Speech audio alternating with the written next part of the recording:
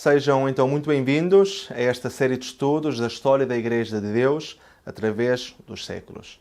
É com muita alegria que continuamos com esta série de estudos e nós já podemos ver nos estudos anteriores, portanto, a história da Igreja de Deus, desde Adão e Eva até aos primeiros cristãos. Fizemos uma análise de todos os povos que representaram, ou a maior parte deles, que representaram a Igreja de Deus vivo.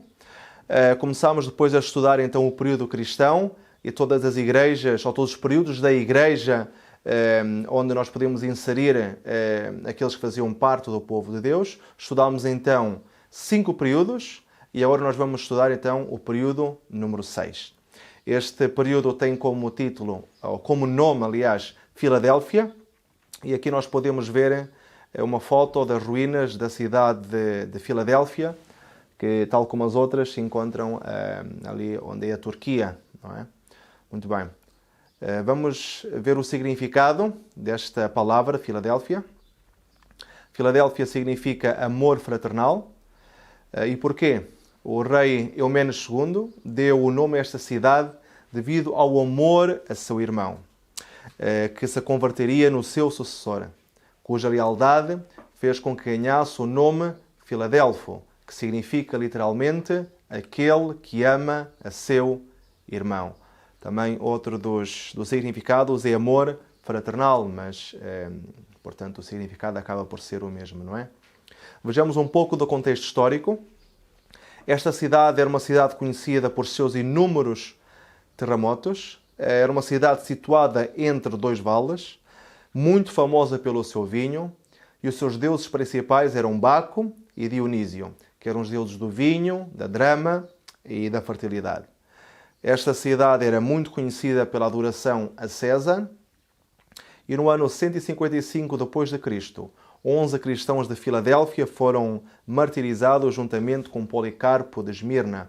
Eu não sei se vocês conhecem o episódio do Policarpo de Esmirna, deste martírio. Há um livro, inclusivamente, que se chama O Martírio de Policarpo, e é muito interessante porque relata esta história deste martírio. E Policarpo tinha 86 anos quando os imperadores estavam a exigir que ele, ou o imperador estava a exigir que ele abandonasse a fé de Jesus, que renunciasse a Jesus e que dissesse que ia adorar ao imperador. E desta maneira a condenação que pendia sobre ele, a condenação de morte, então deixaria de existir. Mas a sua resposta foi: sirvo há 86 anos o meu Rei e o meu Salvador Jesus Cristo, e até hoje ele nunca me abandonou. Como poderia eu abandonar o meu Senhor? E com esta frase terminou por ditar a sua sentença. E é interessante que durante o percurso que ele estava a fazer rodeado de soldados para o local onde ele ia ser então morto, é curioso porque ele ia contando o relato da sua história e da sua experiência com Cristo. E neste preciso momento, enquanto vai contando este relato, houve um soldado que ouve também este relato, que está a ouvir este relato atentamente. E esse soldado converte-se nesse momento a Jesus também e converte-se ao cristianismo e assume-o publicamente. Os outros soldados que estavam com ele colocaram rapidamente este soldado também, juntamente com Policarpo, para ser então martirizado, para serem mortos pela sua fé e pela sua crença em Jesus como Salvador e como Redentor. É interessante porque este livro relata então este martírio de Policarpo e diz que então o plano para o matarem era ser queimado vivo e colocaram-no então na fogueira, mas segundo diz este relato, as próprias chamas não conseguiam consumi-lo. Ele estava nas chamas, mas ele não era queimado. Parece que faz-nos recordar a história dos 3 príncipes judeus, não é, que estavam ali quando Jesus entrou dentro do fogo e eles também não eram queimados vivos. Deus não permitiu que eles fossem queimados. E então é interessante porque ele está ali e Deus não permitiu que ele fosse queimado vivo. E até a única maneira que fizeram para o conseguir matar foi que teve que ir alguém por trás e espetar uma faca ou espetar uma lança para ele morrer, porque até esse momento não o conseguiram matar. E é muito interessante, então, estes cristãos que foram martirizados juntamente com Policarpo de Esmirna, que foi precisamente, então, desta cidade. Os cristãos pertenciam a esta cidade de Filadélfia. Vejamos agora um pouco do contexto geral. este período da Igreja é conhecido como sendo uma época de reavivamento. O período vai do ano 1798, aliás, como nós dissemos no estudo anterior, porque foi nesta data que terminou a perseguição papal. Portanto, foi quando o Papa Pio VI foi levado como prisioneiro, como cativo pelo general Berthier, a mando de Napoleão Bonaparte. E vai até o ano de 1844. E esta data de 1844 já vamos entender o porquê.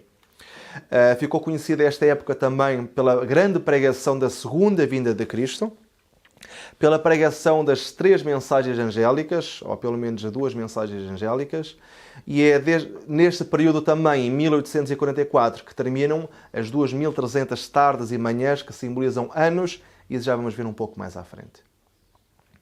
Agora, há um elogio para os fiéis, para os cristãos desta igreja. Em Apocalipse, capítulo 3, versículos 8 a 10, nós podemos ler: Guardaste a minha palavra e não negaste o meu nome. Como guardaste a palavra da minha paciência, também eu te guardarei da hora da tentação que há de vir sobre todo o mundo, para tentar os que habitam na terra. Portanto, temos este elogio que o Senhor faz aos fiéis deste período, que eles mantiveram a sua fé, que eles guardaram a palavra do Senhor, não é? Guardaram a Bíblia e aceitaram tal e qual como ela era. Portanto, há este elogio de Deus, de Jesus, para os fiéis deste período. Mas eu gostaria de falar de uma pessoa muito importante que viveu durante este período, e essa pessoa é Guilherme Miller. Guilherme Miller viveu entre os anos 1782 e 1849. Viveu, portanto, durante o período de Filadélfia. Ele iniciou o primeiro movimento adventista. Adventista porque pregava que o advento de Jesus estava próximo, que Jesus viria naquela altura, não é?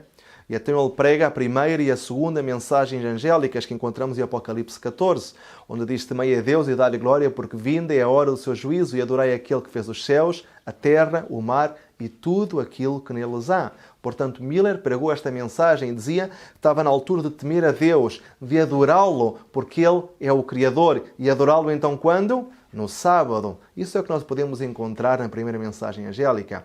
E dizia que era vinda a hora do juízo. E então as pessoas deviam se preparar para o juízo de Deus. Agora, como eles não se prepararam, este movimento millerita prega a segunda mensagem angélica, dizendo que caiu Babilônia. Portanto, todo aquele sistema religioso que era oposto a Deus, que se opunha a Deus e que não se quis arrepender, que não quis temer a Deus, que não quis dar glória nem adorá-lo. Então, Miller vem agora dizer, este movimento millerita, que todos esses sistemas religiosos que caíram, não é? Guilherme Miller, ele era batista, a sua proveniência religiosa era batista. Ele foi agricultor durante muito tempo, a maior parte da sua vida, e mais tarde então tornou-se um pregador adventista.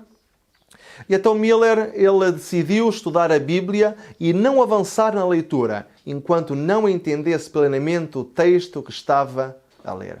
Ele dedicou-se exclusivamente ao estudo da Bíblia. E durante 2 anos, ele esteve unicamente dedicado ao estudo da Palavra de Deus. E ele ia avançando nos textos. E ele não avançava noutro texto enquanto não confirmasse que entendia o que estava a ler. E então ele foi andando e durante 2 anos foi avançando no estudo da Bíblia. Até que ele chegou a um texto que ele não conseguiu entender. Ou que pelo menos naquela altura não estava a conseguir decifrar. E então ele depara-se com o texto de Daniel 8:14. Que diz o seguinte: E ele me disse, até 2.300 tardes e manhãs, e o santuário será purificado. Este foi o texto que ele leu e que ele não conseguia compreender. Portanto, Miller não consegue compreender este texto. E assim como Daniel, quando escreve esta mensagem, esta profecia, também Guilherme Miller ficou muito perturbado com esta mensagem e com este texto. Mas depois de muito estudo e oração, Miller chega a um entendimento parcial da visão. E ele entende então erradamente que o texto se refere à terra e à sua purificação, ou seja, que se referia à segunda vinda de Jesus. Ele entendeu bem estas profecias das 2.300 tardes e manhãs que diz que o santuário será purificado, O santuário refere-se à terra. E então se será purificado quer dizer que Jesus virá purificar a terra. E então dessa maneira ele ficou muito alertado, muito perturbado. E desejava saber, então, mas quando é que Jesus virá? Quando é que termina este período de 2300 tardes e manhãs para nós sabermos que Jesus vem à terra? E então ele decide começar a analisar isto cada vez melhor para saber quando é que seria o final desse período, não é? Então ele deseja saber quando terminam os 2300 tardes e manhãs. Mas para saber quando terminava, ele necessitava de primeiro saber quando iniciava. Porque se saber quando inicia, então depois bastava juntar esse período de tempo e descobriria quando iria terminar este período e então, segundo o seu entendimento, viria Jesus. E então, para entendermos quando terminava estas 2300 tardes e manhãs, vamos ler Daniel 8. Daniel 8, 26 e 27 diz o seguinte: E a visão da tarde e da manhã, portanto, das 2300 tardes e manhãs, não é? Que foi falada, é verdadeira. E tu, porém, cerra a visão, porque se refere a dias muito distantes. E eu, Daniel, enfraqueci e estive enfermo alguns dias. Então levantei-me e tratei do negócio do rei. Espantei-me acerca da visão e não havia quem a entendesse. Portanto, a visão das 2300 tardes e manhãs, Daniel diz que não a entendeu, que ficou perturbado e que não existia quem a entendesse. Da mesma maneira, Guilherme Miller, quando chega a Daniel 8,14, também fica muito perturbado e não consegue entender e também não havia ninguém que conseguisse decifrar. Mas a palavra de Deus explica-se ela própria.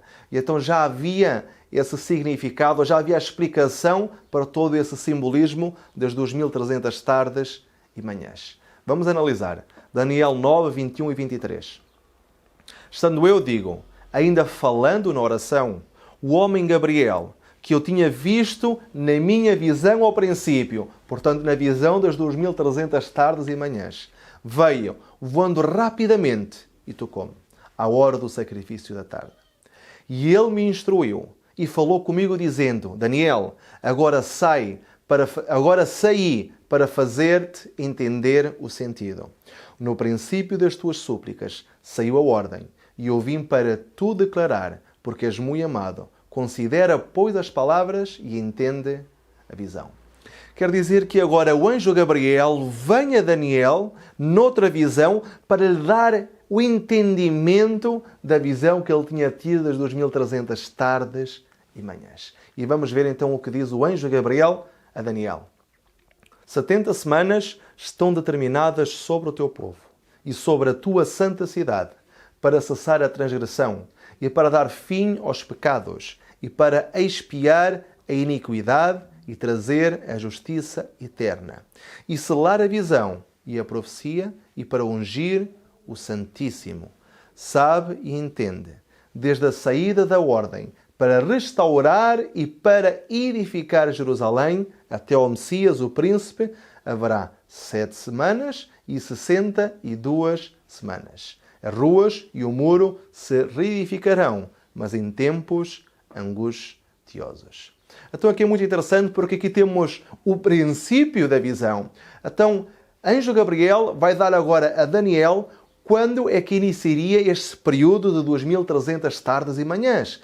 E ele diz-nos no texto que desde a ordem para restaurar e para edificar Jerusalém, que seria quando se iria iniciar então a contagem destas 2300 tardes e manhãs.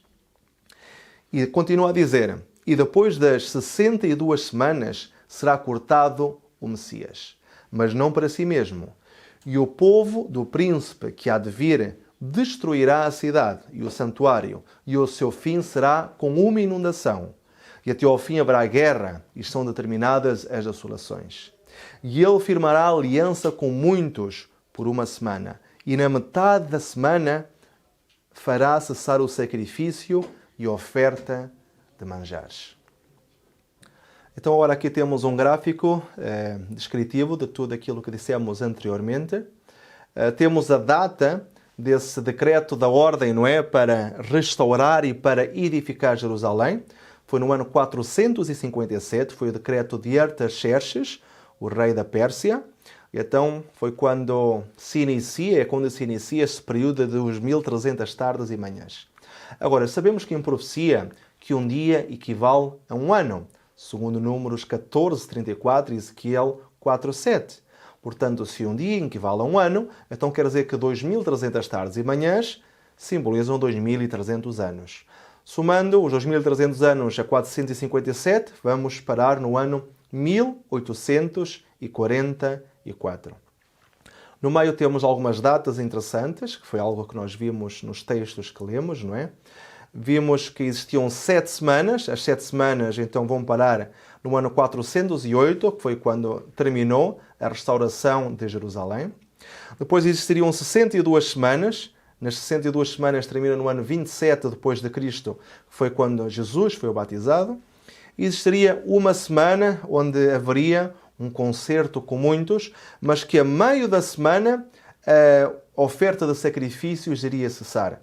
Essa meia semana termina no ano 31 e é representada pela morte de Jesus. Porque Jesus era o verdadeiro Cordeiro e então, dessa maneira, como ele é o verdadeiro Cordeiro que tira o pecado do mundo, deixou de ser necessário esse sacrifício de cordeiros que apontavam para o verdadeiro Cordeiro que já se tinha sacrificado, não é?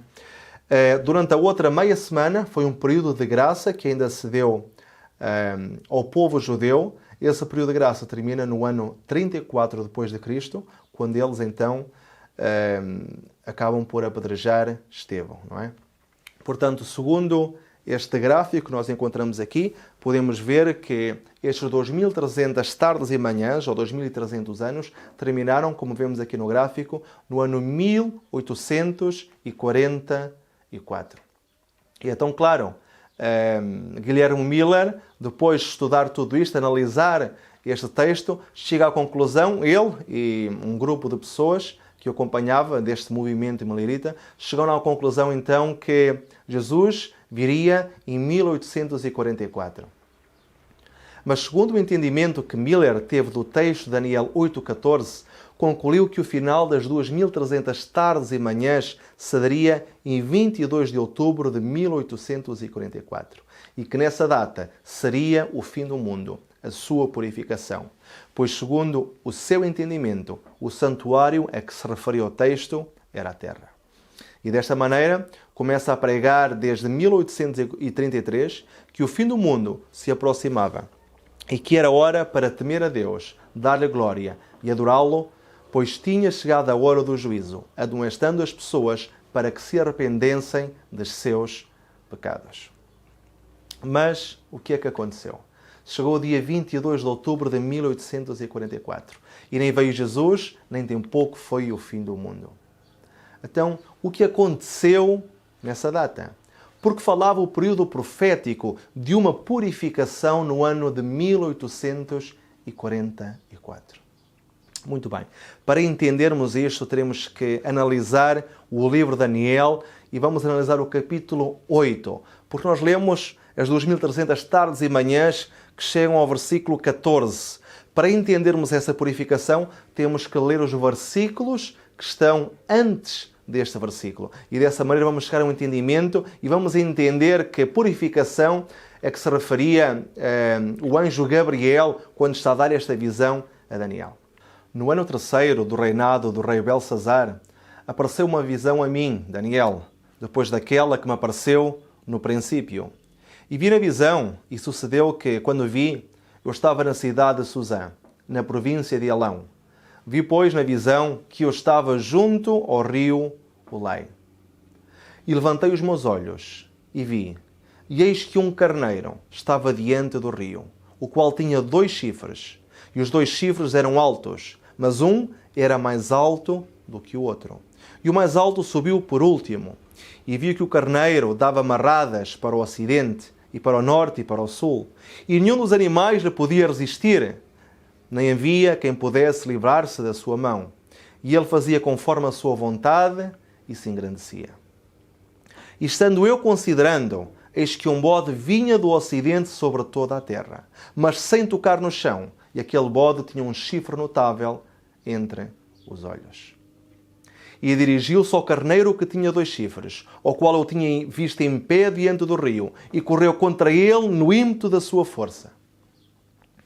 E viu chegar perto do carneiro, enfurecido contra ele, e ferindo-o, e quebrou-lhe os 2 chifres, pois não havia força no carneiro para lhe resistir. E o bode o lançou por terra, e o pisou aos pés, e não houve quem pudesse livrar o carneiro da sua mão. E o bode se engrandeceu sobremaneira, mas estando na sua maior força, aquele grande chifre foi quebrado. E no seu lugar subiram outros 4, também insígnes, para os 4 ventos do céu. Vamos então analisar, porque isto tem vários símbolos proféticos, tem animais que nós já vimos no estudo anterior, que os animais simbolizavam reinos, vimos que os chifres também simbolizavam reinos, mas vamos então agora entender que reinos poderão simbolizar estes animais. Vamos então ver uma explicação destes símbolos proféticos. Daniel 8:20 diz-nos: aquele carneiro que viste com 2 chifres são os reis da Média e da Pérsia. Interessante, então quer dizer que este carneiro que aparece em primeiro lugar representa a Medo e a Pérsia, esta união de 2 poderes. Inclusive dizia que havia um corno que era maior que o outro. E recordam-se, de certeza, no estudo anterior, quando nós vimos o sonho de Daniel e que o urso simbolizava a Medo-Pérsia e que também esse urso tinha uma pata que era maior que a outra. Isto é símbolo, tanto numa visão como nesta do carneiro, que esta pata que estava maior ou este chifre que cresceu mais simboliza a Pérsia, porque a Pérsia chegou a ter mais poder e mais domínio do que a Média. Daniel 8:21. Mas o bode peludo é o rei da Grécia, e o grande chifre que tinha entre os olhos é o primeiro rei.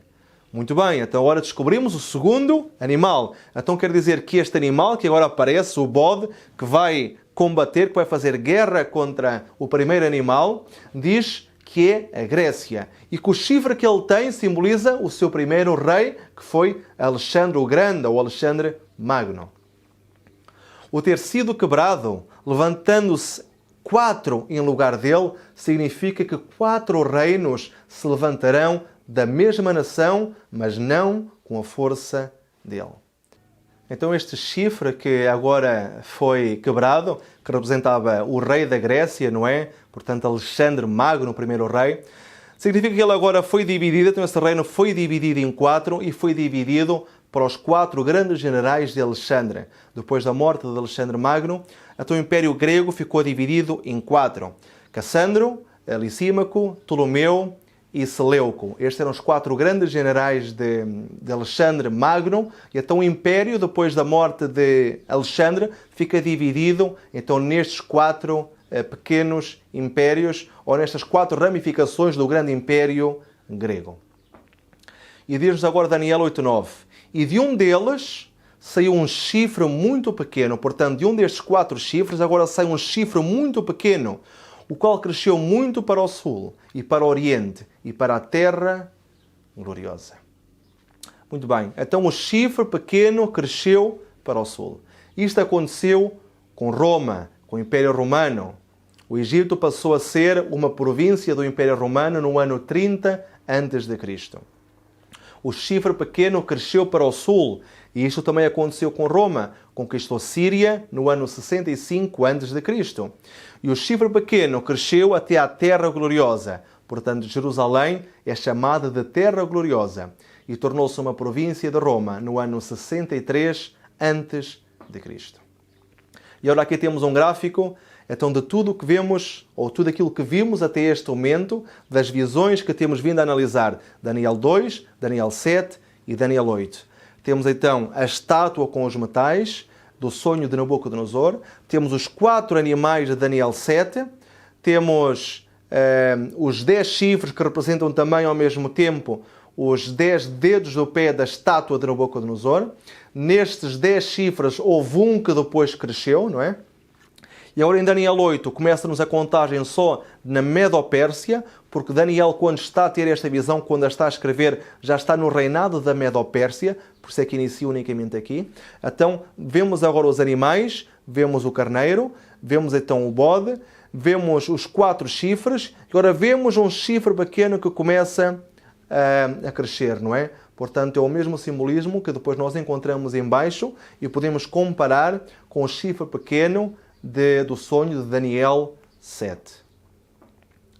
Agora, em Daniel 8:10, vamos entender algumas das funções ou aquilo que fez este chifre pequeno. Daniel 8:10. E se engrandeceu até contra o exército do céu, e alguns do exército e das estrelas lançou por terra e os pisou.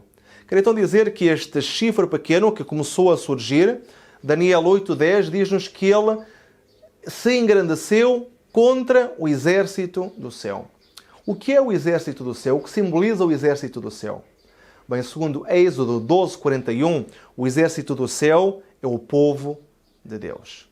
E diz também contra as estrelas. Segundo Apocalipse 1:12, as estrelas são os dirigentes ou os mensageiros do povo de Deus. E diz então que os lançou por terra e que os pisou.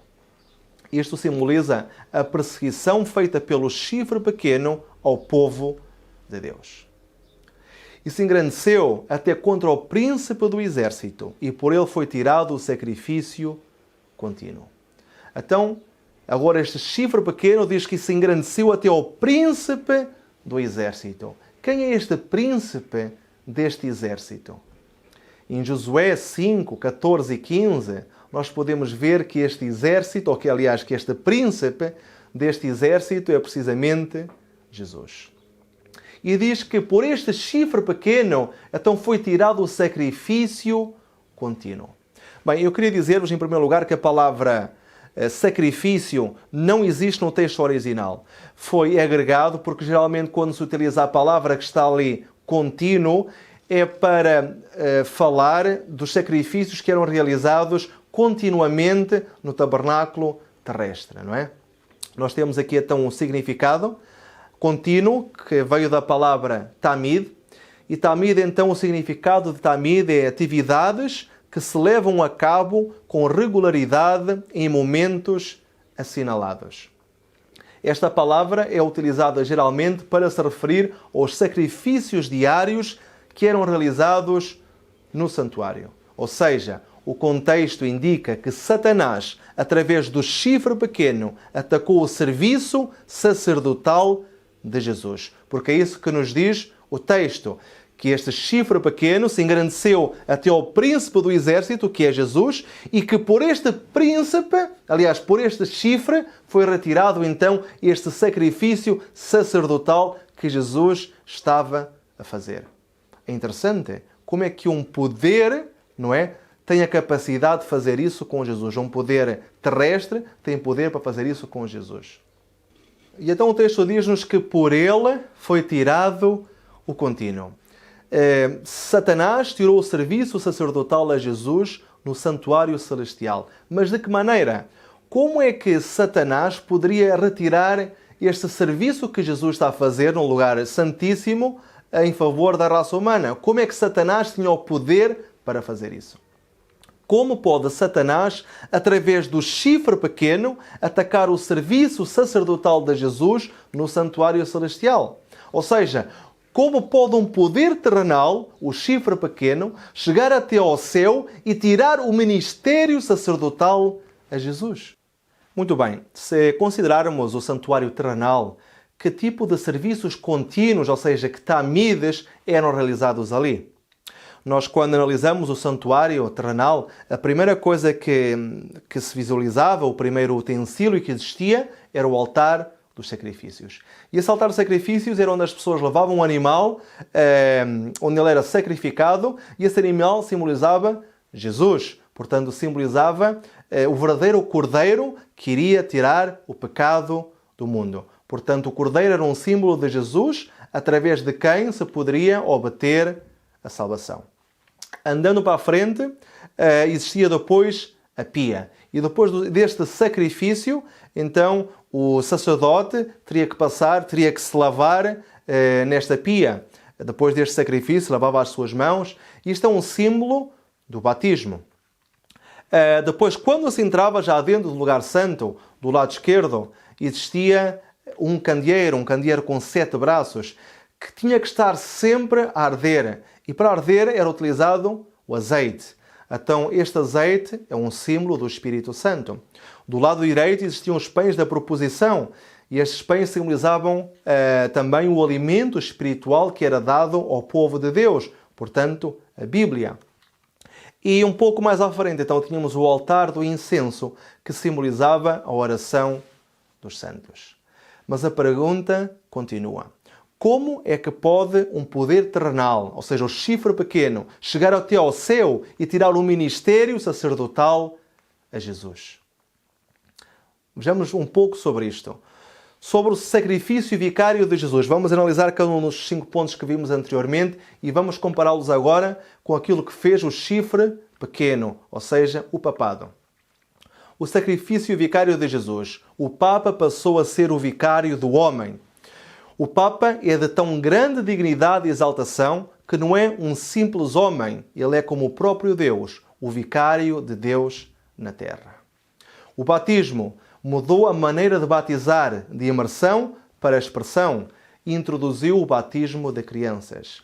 Com relação ao Espírito Santo, e reparem que nós estamos a avançar tal e qual como se avançava, portanto, no santuário terrenal. O Espírito Santo faz-se passar pelo Espírito Santo, afirmando o Papa é o vicário de Cristo, soberano dos fiéis. E nós sabemos que o substituto de Cristo é o Espírito Santo, não é? Porque Cristo disse que quando foi, então que enviaria outro para então nos consolar, e esse Consolador é precisamente o Espírito Santo. Mas o Papa agora afirma que o Espírito Santo, afinal, não existe, e quem tem o poder, quem é o vicário de Cristo, quem é o substituto, esse outro que foi enviado, que é o Papa e que não é o Espírito Santo. Com relação à Bíblia, mudou a sua lei e os seus ensinos, introduziu costumes e tradições, como por exemplo o 2º, o 4º e o 10º mandamento, que foram alterados. E também começou a introduzir tradições de homens em vez da leitura da Bíblia. Em relação à oração, introduziu indulgências e repetições nas orações. Portanto, as pessoas já não falam com Deus, repetem unicamente um texto, mas não têm uma conversa aberta com Deus, não pedem a Deus, não abrem o seu coração e acabam por ser repetições que não têm valor nenhum, porque não há uma comunicação aberta com Deus. Portanto, estes foram 5 pontos fundamentais pelos quais este poder, este chifre pequeno, este papado, tentou adulterar aquilo que acontecia no santuário. E se engrandeceu até contra o príncipe do exército, e por ele foi tirado o sacrifício contínuo, e o lugar do seu santuário foi lançado por terra. Então agora temos aqui uma nova parte neste texto que temos que analisar. Diz: o lugar do seu santuário, portanto do príncipe, foi lançado por terra. O lugar do santuário do príncipe foi lançado por terra. Quem é este príncipe? Nós já vimos anteriormente que este príncipe é Jesus. Isto então indica-nos claramente que Jesus tem um santuário que está no céu. Isto é muito importante para nós entendermos. Agora, como é lógico, um poder terrenal não pode destruir algo que está nos céus. Então, em que sentido lançou o chifre pequeno por terra os fundamentos do santuário celestial? Através do profanamento dos princípios pelos quais se rege o santuário celestial. Portanto, aqueles princípios que nos ensinavam que Jesus era o sacrifício, que depois existia o batismo, que existia a oração, a Bíblia, o Espírito Santo. Quando este poder terrenal começa a adulterar todos estes princípios, começa ou consegue dessa maneira atacar o serviço sacerdotal de Jesus nos céus. Porque assim, dessa maneira, o serviço que Jesus está a fazer, agora no lugar santíssimo, começa a perder o efeito aqui na terra, porque as pessoas perdem de visão o santuário e não conseguem entender o processo da salvação. Diz-nos Daniel 8:12, e um exército foi dado contra o sacrifício contínuo, por causa da transgressão. Ou seja, por causa da transgressão, pela rebeldia deste chifre pequeno. E um exército foi dado contra o sacrifício contínuo, ou seja, contra o contínuo. Foi, portanto, estabelecido um exército. Não é o mesmo exército que nós vimos nos versículos 10 e 11, que simbolizava o povo de Deus, mas agora vemos aqui que é outro exército que foi estabelecido para atacar o povo de Deus, para atacar também o sacrifício contínuo e para atacar estes serviços contínuos que eram realizados, portanto, então no santuário. Portanto, pela rebeldia do chifre pequeno, foi estabelecido um exército contra os princípios do santuário celestial e contra o seu príncipe. Mas agora diz-nos também que lançou a verdade por terra e o fez e prosperou. Quer dizer que lançou a verdade por terra como? Como é que este poder, este chifre pequeno, conseguiu lançar a verdade por terra? Muito bem, verdade vem da palavra hebraica emeth, que significa lei. E os comentadores judeus, Ibn Ezra e Rashi, interpretam que o versículo significa que o chifre pequeno anularia a lei e a observância dos mandamentos. Muito interessante. E diz-nos que o fez e que prosperou. Ou seja, a sua rebelião teve êxito durante algum tempo. Mas de que maneira então ataca Satanás o santuário celestial? Recordemos que o santuário celestial está relacionado com o plano de salvação. Jesus está a interceder por o seu povo no santuário celestial. É ali que Jesus faz expiação pelos pecados do seu povo. Portanto, é um ataque aos princípios e verdades defendidas por Jesus no santuário. É um ataque ao átrio, portanto, o sacrifício vicário de Jesus e ao bautismo. É um ataque também ao lugar santo, onde temos o Espírito Santo, a Bíblia e a oração. E é também um ataque ao lugar santíssimo, onde temos o ministério, a alimentação e a lei, tal como nós vimos neste texto anterior. Portanto, existe também uma acusação de Satanás.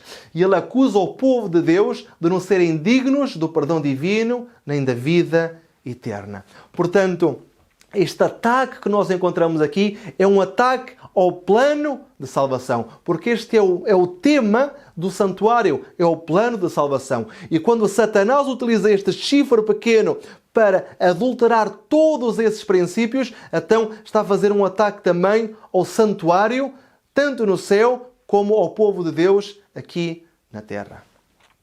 Daniel 8,13. Depois ouvi um santo que falava e disse outro santo àquele que falava: até quando durará a visão do sacrifício contínuo e da transgressão assoladora, para que sejam entregues o santuário e o exército a fim de serem pisados? Portanto, agora quando chegamos a Daniel 8,13, nós vemos esta pergunta: então, mas até quanto tempo? Até quando é que isto durará? Até quando durará o ataque de Satanás por intermédio do chifre pequeno, no qual os princípios do santuário, a lei de Deus e o plano da salvação e o povo de Deus serão pisados? Portanto, nós vemos que isto é um ataque vertical e horizontal. Portanto, um ataque ao povo de Deus, mas um ataque também ao plano de salvação que Jesus ainda está a cumprir na pátria celestial, intercedendo por cada um de nós. E então a resposta foi: até 2300 tardes e manhãs e o santuário seria purificado. Portanto, esse período desse ataque do chifre pequeno duraria até ao final das 2300 tardes e manhãs, que seria 1844. E a partir desse momento, então, o santuário seria purificado. Mas a pergunta que agora fica é: de que é que o santuário necessitava de ser purificado? Porque se o santuário está no céu, é uma coisa celestial, é algo divino, está no céu aonde não há pecado, porque é que esse santuário que está no céu necessita de ser purificado? Recordamos-nos que o santuário aqui na terra era purificado uma vez ao ano, no dia do Yom Kippur.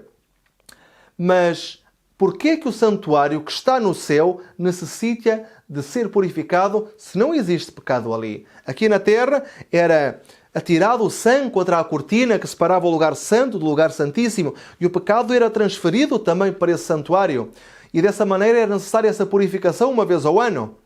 Mas Se na pátria celestial não existe pecado, por que é que o santuário celestial necessita ser purificado? Muito bem, em primeiro lugar, da acusação de Satanás. Em Apocalipse 12:10 nós podemos ler que Satanás é o acusador. E ele está constantemente a acusar cada um de nós perante Deus pelos nossos pecados. Necessita ser purificado também do registro de pecados ali existente. Em Mateus 12, versículos 36 e 37, nós poderíamos verificar que há um registro destes pecados. E esses pecados estão a ser escritos e estão registados no santuário celestial. E então necessita ser purificado desse registro que existe no santuário celestial.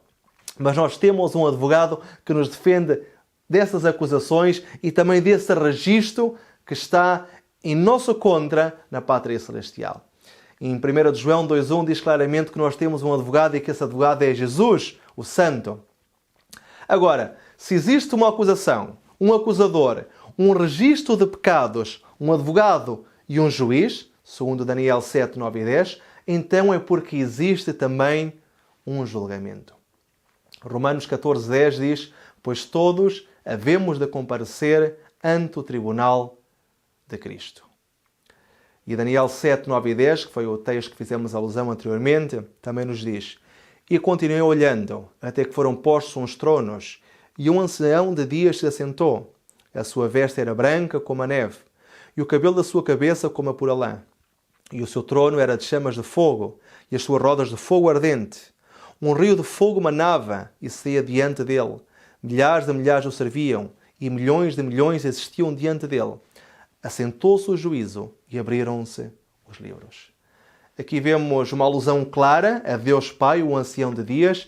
Então que ele se senta agora e foram abertos estes livros, não é? Então diz que se assentou-se o juízo e são abertos os livros. Então são livros que existem e que são fundamentais para este juízo que se leva a cabo, não é? Então existem 3 livros durante este período de julgamento. Temos o livro da memória, que encontramos em Malaquias 3:16, que é o registro de todas as boas ações que nós cometemos, que nós fizemos durante a nossa vida. Temos o livro dos pecados, o livro da morte, Mateus 12, 36 e 37, onde estão registrados todos os nossos pecados, todos os nossos atos pecaminosos. E temos também o livro da vida, em Apocalipse 22, 12 a 15, onde estão escritos todos os nomes daqueles que aceitaram Jesus como o seu Senhor e como o seu Salvador e são declarados justos e vencedores.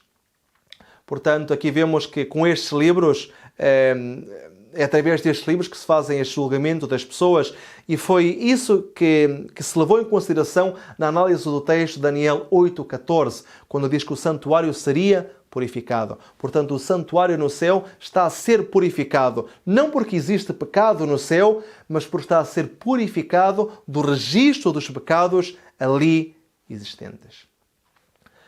Façamos então um pequeno resumo.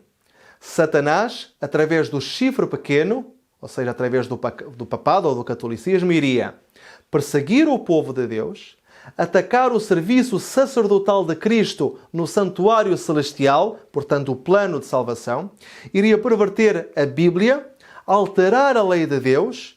Para esta purificação do santuário era necessário limpar as acusações de Satanás e o registro de pecados ali existentes, e esta purificação seria levada a cabo através de um julgamento e da restauração das verdades que Satanás, através do chifre pequeno, tinha lançado por terra.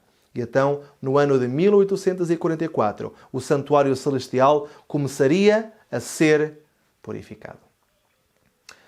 E então termina este período de 1844, aliás, o período de 1798 até 1844. Este período da Igreja de Filadélfia termina no ano em que o santuário começa a ser purificado. Nessa data, inicia então um novo período da Igreja cristã. E perguntam, Qual foi a igreja que surgiu em 1844, tal como a profecia indicava, e que começou a pregar sobre o juízo de Deus e a restaurar as verdades que Satanás tinha atacado no santuário, tais como a lei e a alimentação, por exemplo, que se encontra dentro da Arca da Aliança, no lugar santíssimo? Então a igreja, segundo nos conta a história, foi a Igreja Adventista do Sétimo Dia. Foi esta igreja que surgiu depois de 1844. E nós temos aqui os pioneiros dessa igreja, desse movimento adventista, ou desse segundo movimento adventista, porque o primeiro foi o movimento milerita. E aqui temos as principais personagens que deram vida a este movimento religioso, a esta igreja, que foi a Igreja Adventista do Sétimo Dia. Então agora aqui vemos como essas verdades que foram pisadas pelo corno pequeno, pelo papado, que foi um instrumento de Satanás, começam a ser redescobertas novamente e a ser defendidas. E aqui vemos, por exemplo, que Iron Edson, ele entendeu o que era a purificação do santuário. Ele entende que a purificação do santuário, que ela se referia ao início do juízo de Deus. E que, tal como se fazia uma vez ao ano no tabernáculo terrenal, no dia da expiação, era necessário também que o povo de Deus, estando Jesus no santuário celestial agora, que o povo de Deus pudesse também ser purificado e que o santuário também fosse purificado deste registro dos pecados. E então a Igreja Adventista do Sétimo Dia começou a pregar que o juízo de Deus inicia em 1844. Também a pregação sobre o sábado. Este pioneiro adventista, Joseph Bates, então ele preparou um documento sobre o sábado, depois de uma batista do Sétimo Dia, Raquel Oakes, lhe transmitir a verdade do sábado. Então ele preparou um folheto sobre o sábado, um folheto de 48 páginas, em 1846, que tinha por título The Seventh Day Sabbath, a Perpetual Sign. Portanto, o sábado do sétimo dia, uma marca perpétua. E então começam a defender o sábado. É dada também a mensagem da reforma da saúde. Ellen White insta o povo a voltar ao regime alimentar correto. Em 1863, então, ela tem a visão do abandono dos alimentos carnes, peixe, fala sobre o perigo do leite, açúcar, queijo e também sobre o estilo de vida são, onde ela dá 7 pontos fundamentais para que nós possamos usufruir uma saúde perfeita. E então nós vemos como a igreja que surgiu, tal como o período profético, ou como a profecia indicava, foi a Igreja Adventista do Sétimo Dia. É a igreja que surge então neste novo movimento, ou novo período da Igreja Cristã. Esse período que nós vamos analisar, portanto, no próximo estudo, e vamos ver como se comportou esta igreja e se ela continuou a ser uma igreja correspondente àquilo que o Senhor pretendia dela, ou será que esta igreja também caiu como as outras igrejas todas tinham caído ao longo da história e que fizeram durante algum tempo parte, ou que correspondia ao povo e à igreja visível de Deus, mas vamos ver no próximo estudo se realmente esta igreja continuou, se não continuou, e porque é que ela é tão importante neste marco profético. Vamos fazer então agora um pequeno resumo dos 7 períodos da igreja cristã. Vimos a igreja de Éfeso, que iniciou no ano 31 e então foi simbolizada pelos primeiros cristãos. No ano 100 iniciou o período de Esmirna, que foi o período dos mártires, os mártires durante o período do Império Romano. No ano 313 temos o período da igreja de Pérgamo, o período que Constantino se converte ao cristianismo e agora os cristãos permitem que as doutrinas pagãs do Império Romano entrem dentro do cristianismo. E então os líderes apostatam, a maior parte dos líderes religiosos levam também o povo, e então houveram poucos fiéis que se mantiveram fiéis e que se separaram da igreja. No ano 538 começa outro período, é o período de Tiatira. Foi o período da perseguição papal, que inicia neste ano. E então tivemos aí os valdenses e os hussitas, que representaram durante algum tempo o período, ou a igreja visível de Deus, mas também os líderes valdenses e hussitas também terminaram por apostatar e por adotar as doutrinas católicas. Mas houve um pequeno grupo, e diz aos restantes, houveram os fiéis que se separaram. No ano 1517 iniciamos com o período de Sardes. Aqui temos os protestantes, é quando inicia, em 1517, inicia oficialmente o protestantismo, ou a reforma protestante. Foram aqueles sacerdotes católicos que verificaram que o catolicismo estava a ensinar muitos erros, e então revoltaram-se, e então começa essa grande reforma protestante. Mas também os protestantes deixaram depois de protestar e adotaram as doutrinas católicas e passaram a ser os protestantes apóstatas. E houveram poucas pessoas, conforme dizia o texto bíblico, que se mantiveram fiéis, e neste período então eram os metodistas. Chegamos a 1798, que é o período que nós analisamos hoje.